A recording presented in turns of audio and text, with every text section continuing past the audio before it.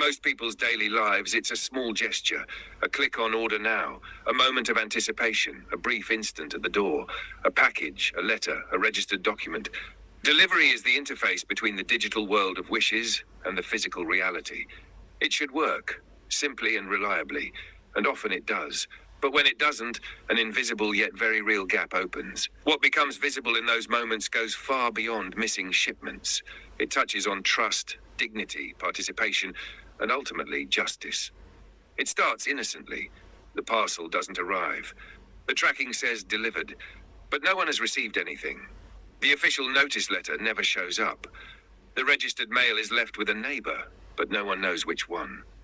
For the person affected, it's not merely a logistical hiccup. It's a rupture in the system of reliability, in a web of everyday functions we take for granted.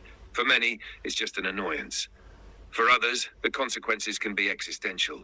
When medication doesn't arrive, legal deadlines pass, job applications go missing, court documents are lost, or important personal messages are never read.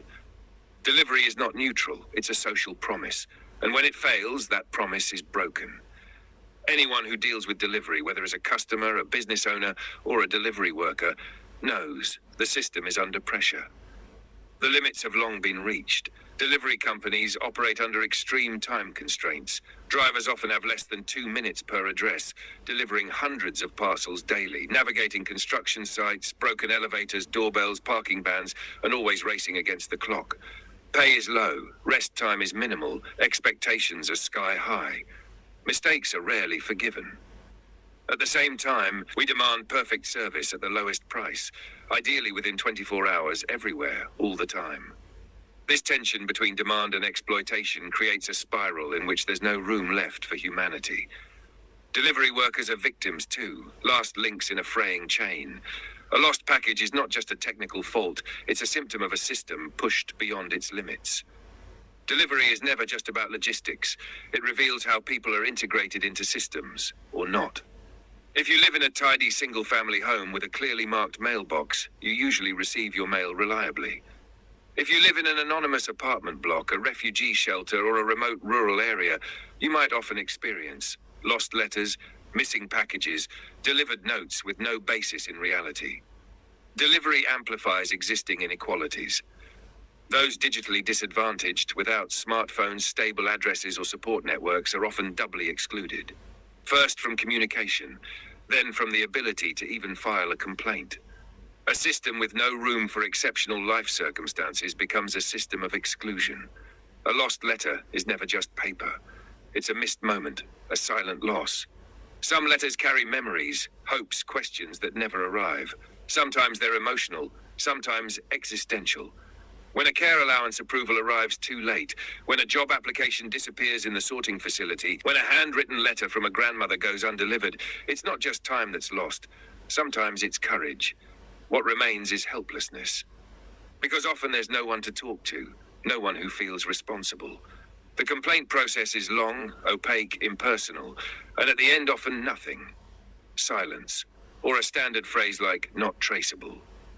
The alarming part is not only that delivery failures are becoming more common, it's how normalized they've become. How rarely accountability is enforced, how quietly errors are allowed to settle in. There are tracking numbers, AI-optimized routes, live delivery updates, and yet what should arrive disappears. And with it, often, responsibility. Trust in infrastructure is not a given. It's something that must be nurtured, protected, guaranteed.